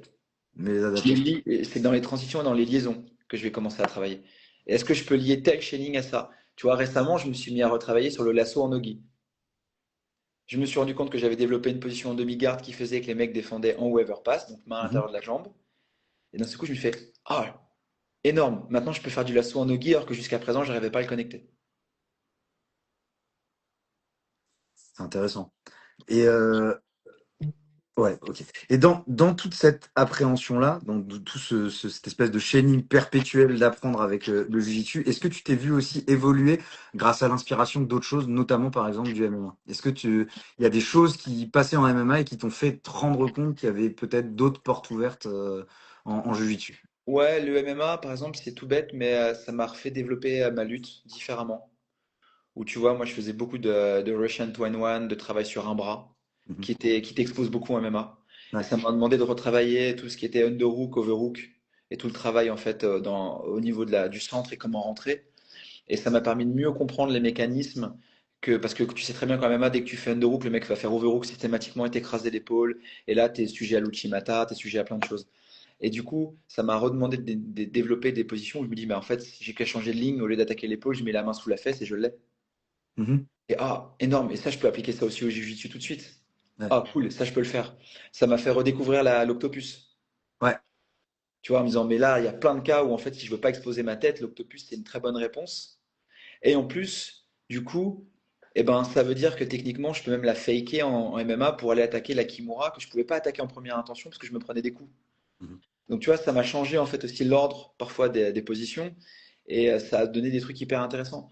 Parce qu'en plus, moi, j'ai eu la chance de faire des séances avec des gars comme Greg Baben, j'ai Romain au quotidien, Romain Debienne et tout ça. Et tu peux pas te planter en fait avec ces gars-là parce qu'ils font mal, tu vois. Donc, tu as intérêt à bien comprendre comment ça fonctionne et être sûr de ce que tu vas faire. Et tu tournes en MMA avec eux alors? Beaucoup. Avec les gants? Ouais. Alors, avec Greg, on l'a fait Ouais. au sol. Moi, principalement au sol, sur des parties de rétention, de passage, des thématiques bien spécifiques. Et je peux te dire que le soir, le dîner était difficile. Avec Romain, c'est beaucoup de grappling, mais un grappling orienté MMA pour lui donner l'explication, la compréhension. Euh, un grappling aussi MMA que j'ai pas mal fait, c'est avec Nassim. Ouais. Belwashi? Ouais, Mhm. Nassim Belwachi. Nassim, c'est un mec incroyable, tu vois. Et moi, j'ai pris beaucoup de plaisir à aller tourner avec lui pour échanger avec lui sur les setups de catch control, de travail de pression, de tout ça. Et tu vois, c'est intéressant aussi sur le positionnement des pieds, sur ce que nous on appelle twist hook, crab ride, c'est la façon dont tu viens crocheter à l'intérieur des jambes ou encadrer la jambe. Tu vois que tu peux en fait adapter du sol sur le catch control. Et donc ça, c'est des choses sur lesquelles on a travaillé tous les deux. C'était vachement riche. Moi, j'adore ça parce qu'en fait, tu nourris des réflexions et tu peux te poser après et avoir des vraies réflexions construites et en plus avec un objectif concret immédiat. En jiu-jitsu, tu joues. En MMA, tu joues pas. Non, non, clairement. Bah, en fait, la sanction, elle est tout de suite. Aïe. La punition, elle est immédiate si tu Aïe. déconnes. Donc, ça te donne une réflexion qui est beaucoup plus, qui doit être encore une fois plus rapide, mais surtout beaucoup plus juste. Mhm. Je peux pas rattraper parce que d'un seul coup, je vais faker en mettant un grip et un lasso et puis, allez, c'est pas grave, je rattrape ma position. Là, si je me plante, j'en mange une. Bah, tu vois, moi, c'est un petit peu cette frustration-là, c'est que les ressources humaines, là où je suis à Tours actuellement, sont quand même un peu plus limitées. Et j'aimerais bien revenir aussi à Paris pour ça, pour pouvoir retravailler pas mal de choses, etc. Il y a un truc sur lequel j'aime bien bosser, bah, avec Tanguy, justement, celui avec qui on fait le podcast. Quand je descends, on a travaillé beaucoup dessus. Tu sais, c'est qu'on fait un espèce de triangle de bras avec à l'intérieur des jambes. Donc, on vient attraper la hanche, faire le triangle de bras. Donc, soit on peut faire la transition vers le high cross et donc soulever la personne pour la mettre à terre, soit venir descendre la main et donc compresser les jambes pour justement grappiller au sol. Et c'est des choses qu'on bossait bien avec Tanguy. Et c'était marrant en fait d'essayer de se développer tout un espèce de chaining. C'est hyper cool, surtout quand on est deux, trois, tu sais, autour à discuter. J'avais fait ça au TFT à Toulouse avec, je sais plus qui c'est qu'il y avait. Il devait y avoir Demba, Wilson, Johan, etc. Et on avait discuté, et Quentin aussi. Et on avait bien discuté là-dessus, c'était hyper marrant. Non, parce que écoute, quand es avec Quentin, Wilson, c'est des gars qui cherchent beaucoup, donc qui peuvent nourrir des réflexions, Ouais. nourrir des arborescences aussi, parce qu'ils ont des patterns qui sont bien marqués et comment dire, ils sont câblés pour ça. Mm. Tu peux avoir des discussions. Et moi, c'est ça que j'aime bien, c'est que tu as toujours ce schéma de dire cette espèce de cliché un peu, ouais, c'est un sportif, tu comprends, ok, bullshit. Ouais. En fait, non, là, tu parles avec des gars qui ont déjà. Tu sais, ma doc, moi, très souvent, elle rigole avec moi, mais ma médecin du sport, elle me dit, mais tu connais mieux comment dire, le corps, les liaisons des tendons, des articulations, tout ça, que certains médecins. Mm. Parce que tu es tellement en fait en recherche en permanence dessus moi, je me suis intéressé beaucoup à l'anatomie, au fond. Tu sais, j'ai des planches anatomiques au mur à l'académie. Ok. Très souvent, je vais expliquer au mec en fait pourquoi ça fonctionne comme ça, est-ce que tu vas utiliser, et pourquoi ton genou il tourne dans un sens et pas dans l'autre, et quelles sont les liaisons que tu peux utiliser. Et quand tu parles à des combattants, les gars, ils connaissent bien ça en fait. Mhm. Ah, complètement. Donc tu peux travailler sur des choses qui sont très marrantes. Et c'est pour ça que souvent ça te donne lieu à des discussions de geeks. Et tu parlais de comment dire d'extrême, bah ouais, là tu es dans l'extrême complet, c'est que c'est très excluant aussi pour les gens. Complètement. Donc Ah, moi, c'est vraiment des gens après où tu peux quasiment plus parler d'autre chose avec eux. Tout de suite, ils ouais. vont vouloir parler de tout ça.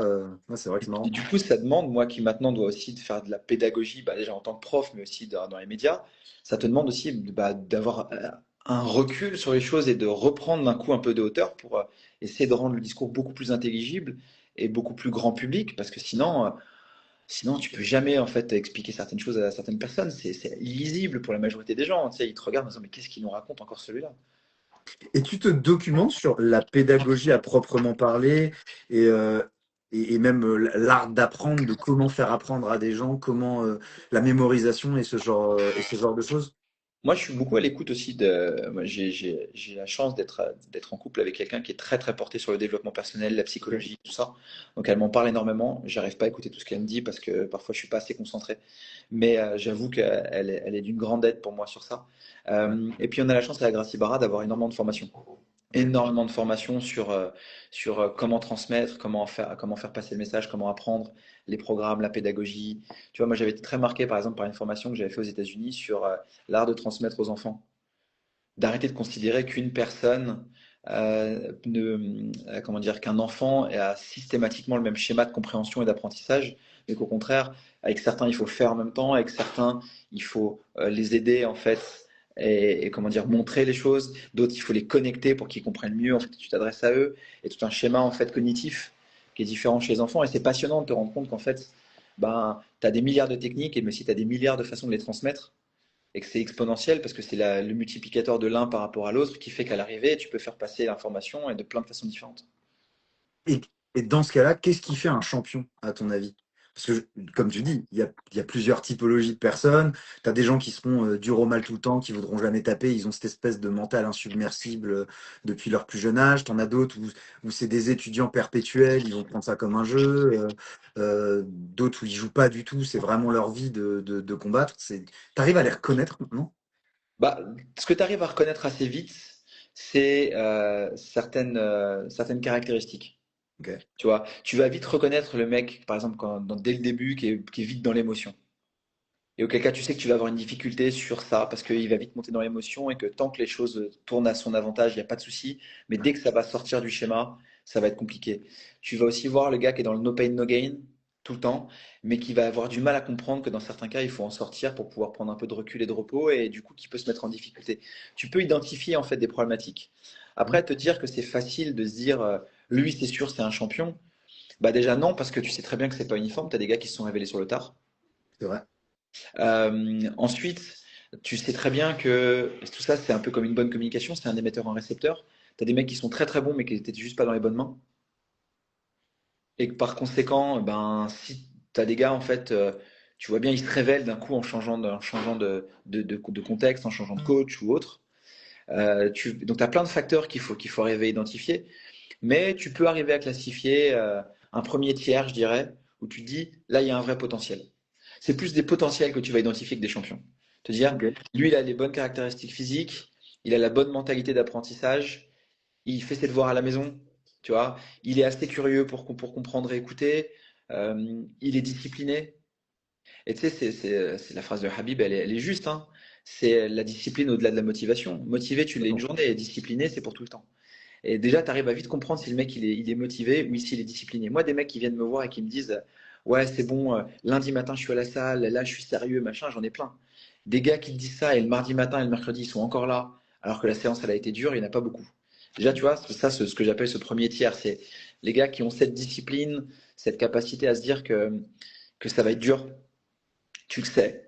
Ça veut pas dire que certains jours ça va pas être fun, ça veut pas dire que tu vas pas passer des bons moments, ça c'est pas vrai, tu vas bien te marrer certains jours, tu vas avoir des vrais moments de fun, mais il faut que tu l'acceptes. La vie d'athlète, de champion, de compétiteur à haut niveau, c'est dur. Ouais. C'est dur physiquement, c'est dur mentalement, c'est dur à plein de niveaux. Enfin peu de gens sont prêts à l'accepter. Ils se Et tu as des disent, gens qui t'ont impressionné là-dessus?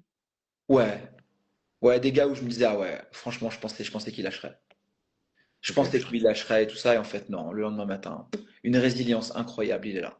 Il se fait tabasser, pas de souci. Il y revient le lendemain et il se dit, non, non, mais on y retourne. Mais moi, honnêtement, je le dis tout le temps, je dis pas ça parce que c'est mon pote, mais moi, un des gars qui m'impressionne le plus, Par exemple, c'est des gars comme Romain. Romain, Ok. honnêtement, il a une capacité en fait à laisser glisser certaines choses sur lui qui sont hors du commun. Mhm. Euh, je te prends un exemple tout bête parce qu'on est en plein dedans en ce moment, mais tu peux le tracher si tu as envie. Ça va glisser sur lui en fait. C'est un truc qui est pas un sujet le concernant. Tu vois, alors que tu en as beaucoup qui peuvent être perturbés par ça. Et non, là-dessus, c'est pas le sujet le concernant. Et tu vois, ça, c'est des trucs qui m'impressionnent. C'est cette capacité à faire abstraction de certains éléments pour se focaliser sur l'essentiel. Mais est-ce qu'il se met assez dans le mal? Parce que je sais qu'il y a eu enfin, il s'est séparé avec son ancien coach, donc est-ce qu'il arrive à se mettre en difficulté assez? Bah, en fait, là, c'est difficile parce qu'en plus, comme on est en plein camp, si tu veux, je veux pas trop Ouais. trop rentrer dedans parce que Non, ça non, reste. clairement, je comprends. Mais disons que cycliquement, oui. Ok. Et de plus en plus. Ce qui est, tu vois, c'est un bouquin où Federer faisait une interview et expliquait le concept du flow chez les sportifs. Ouais. Que tu vois, la différence entre un grand champion et un champion, c'est la capacité à rentrer dans le flow et la régularité de la capacité à rentrer dans le flow. Moi, ça m'avait marqué parce que c'était un problème que j'avais pendant très longtemps de ma carrière. Je pouvais faire des perfs des grosses perfs, finir en demi-finale des championnats du monde, et puis après rien foutre pendant 5 tournois. Hmm. Alors qu'un gars comme Federer, lui, il était en finale tout le temps et il prenait le titre tout le temps. Je m'étais dit, mais qu'est-ce qui déconne en fait pour que j'arrive pas à rester dans le flow en permanence? Donc j'avais eu des discussions avec des préparateurs mentaux, tout ce que tu veux. Et on en avait discuté beaucoup ensemble.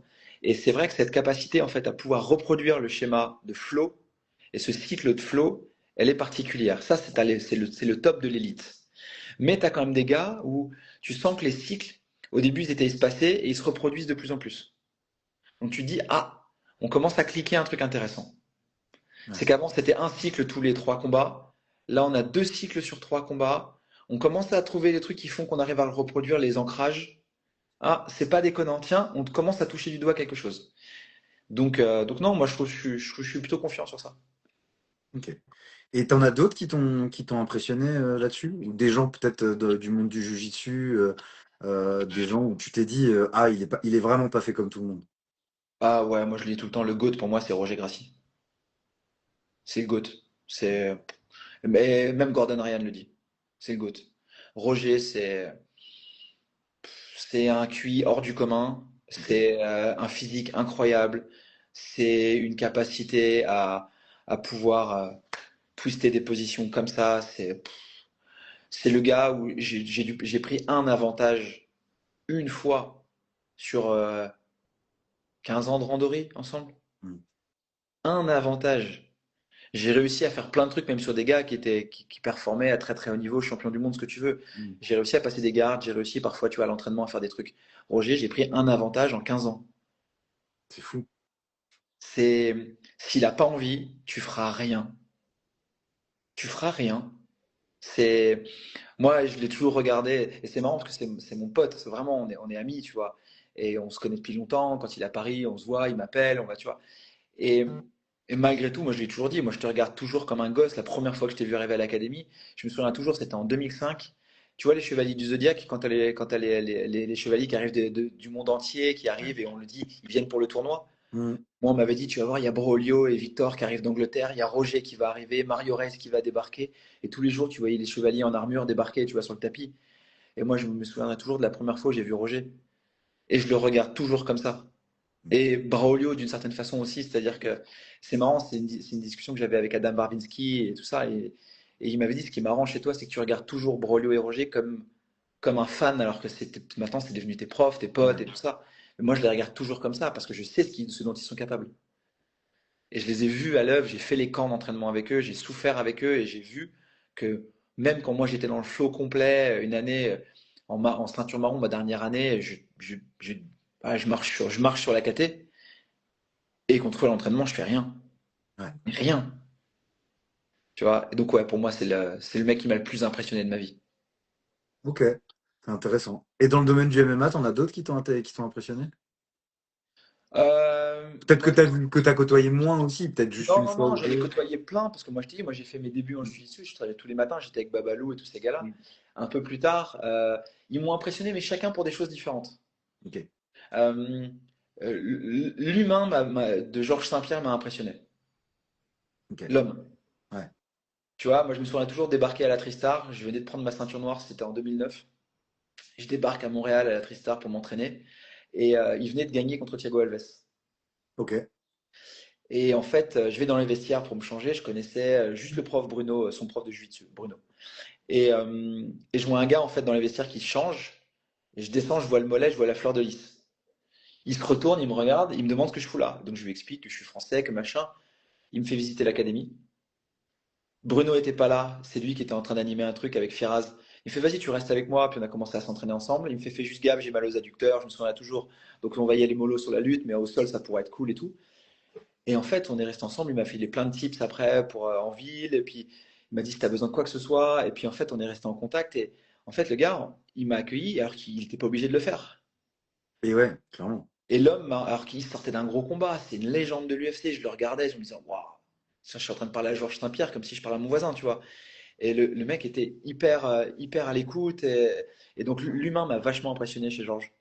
Je pense que c'est l'exemplaire, enfin c'est le combattant le plus exemplaire qu'on puisse trouver. C'est aussi pour ça d'ailleurs qu'il est indéboulonnable des GOAT. C'est parce il est à la fois à l'intérieur de la cage et à l'extérieur de la cage. Il a été impressionnant, quoi.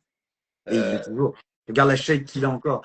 Alors qu'il est hors combat, je suis sûr qu'il roulerait encore sur pas mal de gens de la catégorie. Euh, alors qu'il s'entraîne plus comme. Enfin, si, justement, c'est ça le truc. C'est qu'il s'entraîne comme s'il était pro toujours, alors qu'il combat plus. C'est ça. totalement. Non, mais Mm. c'est fou. Euh, L'aura de John Jones m'a impressionné Ouais. quand je l'ai croisé la première fois à Albuquerque. Mm.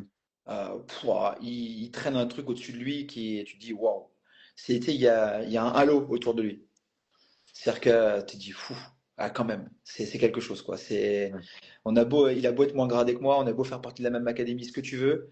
Euh, il vient me saluer à la fin du cours, mais malgré tout, tu te dis waouh, il y a quand même un gros truc derrière lui. Et un Tu vois, il y a côté des choses. sombre aussi, tu le sens aussi ou pas ça? Non? Non, moi je l'ai jamais ressenti. Ok. J'ai senti un côté plutôt. C'est marrant, son prof, Barata, me disait c'est un grand gamin. J'ai surtout senti un côté un gamin sans limite. Ok. Tu Donc, vois? ouais, ok. Donc il fait des erreurs qui sont aussi des erreurs d'enfant. Ouais, voilà. C'est Ouais. juste, il y a pas les bornes autour, quoi. Ok. Il y a pas la même notion de je peux pas. Mm. Donc, si tu Ok. veux, à un moment donné, tu dis, bon. Bon, mais après, ça veut pas dire que je cautionne tout ce qu'il a fait, bien au Non, contraire. non, mais clairement. Non. Mais par contre, ouais, pour moi, par exemple, pour le MMA, ça restera le GOAT, quoi qu'on veuille, quoi. Tu vois, je sais que tout le monde sera pas d'accord avec ça, mais c'est ce qu'il a apporté, ce qu'il a fait, c'est monstrueux. Et puis après, tu vois, il y a plein de trucs qui m'ont impressionné. Moi, la force de Rafael dos Anjos m'a bluffé à l'entraînement. Il est monstrueux physiquement. C'est des entraînements pas très agréables. Son Euh, intelligence aussi. Moi, ça m'avait surpris parce que quand je l'avais rencontré et interviewé au Brésil, il était vraiment son head coach et ça se sentait qu'il avait une compréhension globale du MMA qui était. Je suis pas sûr qu'il y ait eu beaucoup de gens aussi complets que lui. et puis En- surtout qu'ils connaissent. ouais. Dire qu'ils connaissent le MMA. Tu vois, c'est pas des gars qui sont là. T'as beaucoup de mecs maintenant que tu vois qui disent, je sais plus quel combattant l'autre jour disait, moi je regarde pas les combats à côté, ça m'intéresse pas, machin. Ah non, lui je peux te dire que sa catégorie, il peut te citer tous les combats, il les connaît par cœur, il les a détaillés, étudiés. Enfin, c'est fou. Tu vois, donc il y a pas mal de mecs comme ça, je pourrais t'en citer plein, tu vois, mais qui au fur et à mesure m'ont impressionné. Et puis il y a des gars, moi, tu vois, c'est marrant, mais il y a des gars que moi je côtoie tous les jours et qui m'impressionnent toujours. Moi, quand Papou il va faire un marathon il y a 3 semaines, il me fout sur le cul parce que j'en serais incapable. Ouais. Tu vois, et lui, il se lève un matin, il se dit j'ai envie de faire un marathon, il va faire un marathon. Mais je lui dis pas assez, mais moi j'ai un respect monstrueux pour ce qu'il fait parce que mais ouais, c'est fou ce que tu fais. Tu vois, c'est chacun à leur façon. Ils ont tu vois, des côtés extrêmes sur certaines choses, d'une extrême gentillesse, un extrême enthousiasme, un extrême sport. Mais ce côté, moi, me fascine chez eux parce qu'ils sont capables de se mettre dans des situations, dans des dangers pas croyables, alors que dans le fond, c'est des gars hyper cool au quotidien, quoi. Et tu penses qu'il y a une grosse proportion de génétique là-dedans? Ah, inné acquis, j'ai l'impression que c'est le débat ultime, mais de toute façon, c'est jamais l'un ou l'autre, hein, c'est l'un et l'autre nécessairement. Mais est-ce qu'il y a des gens qui sont des combattants nés là-dessus? J'ai du mal, moi, alors peut-être que je me trompe, et encore une fois, sur ce débat-là, il y a peut-être, il y a largement de quoi faire. Moi, j'ai plutôt tendance, j'ai tendance à dire que je crois peu au talent et beaucoup au travail.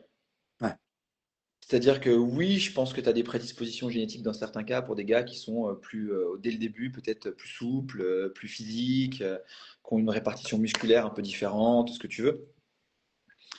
Mais ça ne veut pas dire qu'ils vont performer pour autant. Tu vois, le parallèle avec le foot, il est que des joueurs talentueux, il y en a plein. bien Des sûr. joueurs qui ont réussi, il y en a moins. Tu vois, je suis pas sûr qu'un mec comme Ronaldo, à l'origine, ça soit le mec le plus talentueux du centre de formation. Non, Mais clairement par pas. contre, c'était certainement le plus gros travailleur que le foot ait jamais connu. Bah, l'opposition de Messi-Ronaldo, disons elle est symptomatique de tout ça. Quelqu'un qui était talentueux au possible, ou même Ronaldinho aussi, à une époque. En ce moment, je sais pas pourquoi, dans mon feed, tombent beaucoup de vidéos de ce qu'avait fait Ronaldinho et tout, donc c'est marrant. Et je pense que c'était J'essaie l'un de des plus. retrouver ça. Ah, mais Ouais. Ronaldinho, c'est un des plus gros talents gâchés du football. Ça, c'est... Quant à Messi, je suis pas sûr que tu veux que tu te fasses striker ton podcast parce que je vais dire plein d'horreurs sur lui. Moi, je suis parisien et j'ai toujours un travers de la gorge ces années à Paris et je suis pas du tout convaincu par l'homme. Non, mais par l'homme, j'entends. Mais pour le coup, ça reste un joueur qui était quand même assez exceptionnel aussi. C'est pas faux. Voilà. Je vais me contenter de Je ça. comprends. Je comprends. Mais ouais, le travail au-dessus de la Ouais. génétique. Je pense que l'acquis est, dans certains cas, primordial et prend la place de la génétique et de l'inné. Et pour moi, il y a ce côté aussi de le travail, c'est l'autre nom qu'on donne à un mental de champion, un mental insubmersible, etc. Et ça, c'est si on arrive assez tôt à le construire, je trouve que ça devient assez fort. C'est pas que j'ai un problème, mais je trouve que la manière d'éduquer pour les enfants, mais même au global, en fait, notre manière très occidentale d'approcher les choses n'est pas forcément très performative. En fait, il faut se mettre en difficulté. Et donc, la question n'est pas tellement de protéger forcément les enfants, les gens dans leur quotidien, mais de leur mettre des difficultés qu'ils peuvent outrepasser et de continuer à augmenter le niveau de difficulté au fur et à mesure. C'est ce qu'on voit dans n'importe quel sport. Si tu veux développer un muscle, il faut grimper, grimper, aller de plus en plus difficile. Si tu veux progresser en sport de combat, c'est la même chose. Si tu continues à tourner avec des gens sur qui tu roules tout le temps, tu vas progresser dans un des aspects, mais si un jour ça se complexifie et quelqu'un rentre pas dans ton jeu, tu vas perdre comme un con. Et en fait, il faut nécessairement se mettre en difficulté. Tu sais, c'est le Et fameux principe des méthodes SMART où tu dis qu'il faut que l'objectif il soit atteignable. c'est ça, C'est vrai qu'il faut que tu mettes des objectifs. Et en fait, les gens sont trop manichéens dans leur façon de réfléchir. C'est-à-dire qu'on ne te demande pas de mettre l'éducation à la Spartiate. Tu c'est n'abandonnes ça. pas tes gamins en les laissant dehors en disant démerde-toi. Ou à la Mais, Dagestanaise, ouais, parce que c'est mais ça aussi en fait.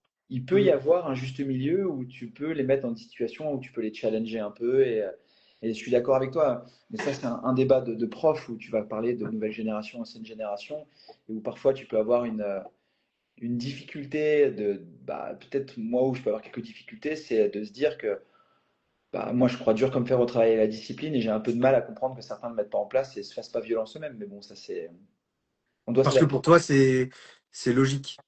Parce que Complètement. pour toi, et ouais. C'est J'ai logique, mais limpide pour le coup. Et je sais que j'ai un peu, ouais, parfois j'ai des problématiques aussi à comprendre certains amis qui mettent pas d'action en place parce que pour moi c'est pareil, ça devient logique, Et qui se plaignent après. mais qui se plaignent après. Ou aussi quelque chose je suis assez stoïcien dans cette approche-là, c'est-à-dire s'il y a quelque chose que je peux pas changer, ça me fera pas chier. Je peux pas le changer, c'est pas grave, ça n'aura pas d'influence et ça me fera pas de mal. Mais par contre, si j'ai la possibilité de le changer, je ferai en sorte de le changer. Si j'ai pas la possibilité de le changer, c'est pas grave. Tu sais, Et je passerai. c'est Benjamin, mon préparateur mental à l'époque, qui me disait, penser que tu peux avoir le contrôle sur tout et tout changer, c'est un blasphème. Ah oui. Donc ça, il faut l'accepter aussi. C'est dur, hein. Ça, c'est moi pour quelqu'un, moi qui aime bien les grilles, les patterns, les machins, c'est un cauchemar de s'avouer ça. Mais au bout d'un moment, tu finis par le conceptualiser. Je suis 100% d'accord avec ça. C'est dur oui, quelqu'un qui est très cartésien de se dire qu'il ne peut pas tout contrôler. Et c'est difficile pour quelqu'un qui est très ésotérique de comprendre qu'il y a quand même certaines choses sur lesquelles tu peux avoir du contrôle et que Bah, c'est tout aussi bien. Donc, ouais. Bah, je pense que ça paraît une bonne manière de finir cette interview. On est déjà sur quasiment 1 heure et demie. Merci beaucoup en tout cas, Julien, Je t'en du prie. temps que tu nous auras accordé. Je trouve ça très cool d'avoir discuté de pédagogie. C'est quelque chose que je pense qu'on ne fait pas assez. Euh, et si tu as des conseils à donner aux gens justement pour réussir à, à gagner en discipline, est-ce que t'as des petits tips à donner? Bah, il faut se mettre des routines. Ouais, Tu vois, t'imposer des routines. Je sais qu'on a tendance à dire que la routine, parfois, c'est un peu handicapant parce que tu. Mais mine de rien, ça t'aide à avoir tu vois, un rythme. Tu vois, on dit souvent que les problèmes de l'alimentation, c'est les rythmes. Tu sais, quand tu manges n'importe comment, bah, à un moment, c'est compliqué. Bah, c'est pareil pour tes habitudes du quotidien. Tu vois, si tu sais que tu vas te lever à peu près tous les jours à telle heure, que tu vas avoir ton entraînement à telle heure, ça t'aide en fait à mieux appréhender ta journée et de pouvoir te mettre les choses en place beaucoup plus simplement. Donc déjà, pour moi, d'avoir une routine et un rythme défini, c'est mieux. Te donner des objectifs. ouais, Tu vois, c'est par exemple, c'était un des grands débats que j'ai avec moi-même en ce moment. Tu vois, il m'arrive de débattre tout seul, mais me dire que depuis que j'ai officiellement pris ma retraite, j'ai ouais, plus de combats prévus. ouais, Donc, est-ce que j'arrive en fait à me fixer les mêmes objectifs et à rester discipliné? J'arrive encore à le faire. Mais tu vois, je sens que certains jours, de temps en temps, je suis là, ah, la prépa aujourd'hui, j'ai la flemme. Tu vois, c'est ce qui pourrait peut-être un jour m'amener à me dire, ah vas-y, fuck la retraite. Donc ça, tu vois, c'est une discussion. Et puis c'est savoir bien s'entourer. ouais. Ça, il faut aussi faire très attention à la façon dont tu t'entoures parce que tu as beaucoup de gens qui ont tendance à te tirer vers le bas parce qu'eux-mêmes ne sont pas disciplinés. Donc c'est confortable pour eux de ne pas devoir discipliner toi-même. Et puis après, de temps en temps, il faut aussi t'accorder un peu de fun, quoi. Oui. De toute façon, faut ludifier les choses que tu vas faire dans ta journée. Si tu as des objectifs, pour moi, ce qu'il faut essayer de faire, c'est fixer tes objectifs et tes étapes, il faut les rendre amusantes, facilement tenables, donc les mettre en jeu. Et de faire des petits challenges s'il faut. Et je suis d'accord avec ça, c'est le plus important. Je vois Quentin qui vient de se connecter. Salut Quentin, j'espère que tu vas bien. Et puis, bah, je pense que c'était une bonne manière de discuter. De toute façon, ce sera rediffusé donc sur YouTube. Pour ceux qui regardent sur YouTube, suivez Zone Rouge. On a quand même pas mal d'épisodes déjà qui sont sortis, d'autres qui arrivent. Le prochain, ce sera avec Jean-Charles Skarbowski. Et il faut que ouais, et avec Maxime Bellego, donc le psychologue, où on a fait un épisode assez fun aussi. Avec une personnalité aussi déroutante à de nombreux égards, Jean-Charles Skarbowski, très intéressant. Et pour le coup, ouais, je pense qu'il a su, lui, se mettre en difficulté, par exemple. Ah, mais là, t'es dans le summum du summum parce que Ouais, question immersion à l'étranger et c'est ça. compréhension de la culture, Jean, Ouais. c'est quand même quelque chose d'assez particulier. Bon, moi, c'est vrai que je vais abonder dans ton sens. C'est-à-dire que les Mm. épisodes que tu as fait jusqu'à présent, bon, bien sûr, forcément, moi, j'avais commencé par regarder celui avec Bafo Avec Beaufort. parce que c'est Bafo. Mm. Mais celui avec Nassim, il est fort. Mm. J'ai beaucoup aimé celui avec Nassim et celui dont tu parlais, que tu évoquais tout à l'heure avec le grimpeur. Comme je Avec te dis, Alexis. j'avais le vertige en l'écoutant. Donc, Dieu sait que moi, j'aime pas quand je vois pas le fond de l'eau et j'aime pas être en hauteur. Donc, Je comprends. Et ouais, il est passionnant, encore une fois. Et celui-là qu'on vient de sortir avec Tom Duquesnoy autour de la Bhagavad Gita, donc qui est le texte saint de l'Inde, et bah pareil, j'en suis fier parce que je suis pas certain qu'il y ait beaucoup de podcasts qui font ce genre de contenu de qualité avec des intervenants aussi intéressants.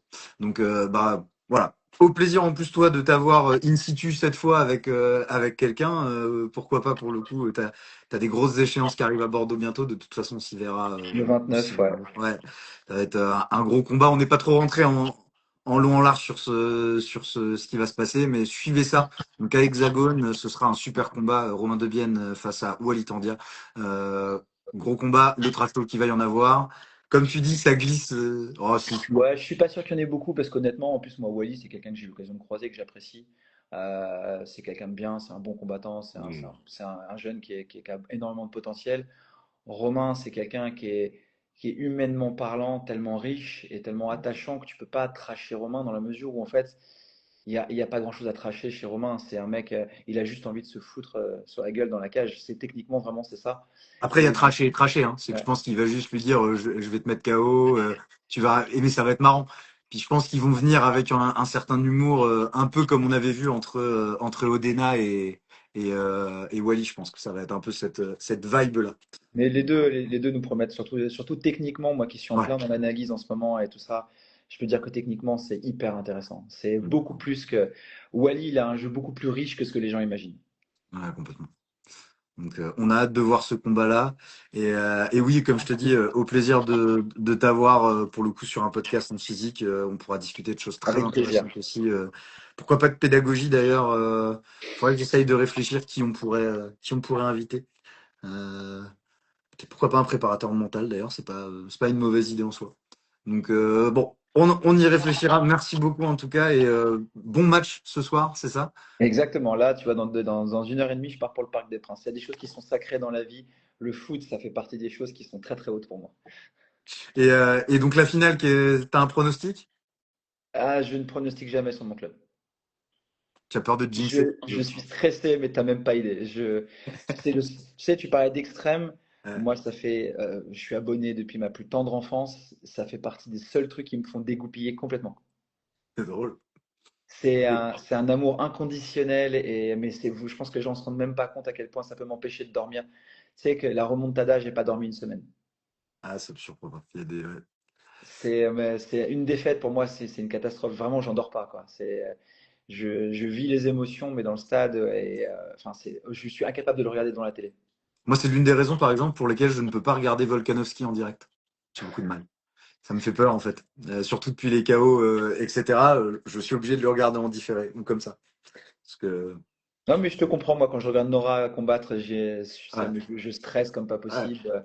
Tu vois, ça fait partie des choses. Mais le foot, c'est vraiment un truc, je suis incapable d'expliquer pourquoi ça me met dans des états pareils.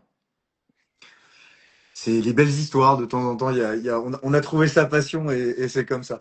Bon, bah, en tout cas, merci beaucoup et bon courage à toi et puis bah, bon match aussi. Donc, merci Allez, d'être venu en tout cas sur The Bronx. merci pour Ciao tout à et à tout le très monde. vite. À Ciao. plus.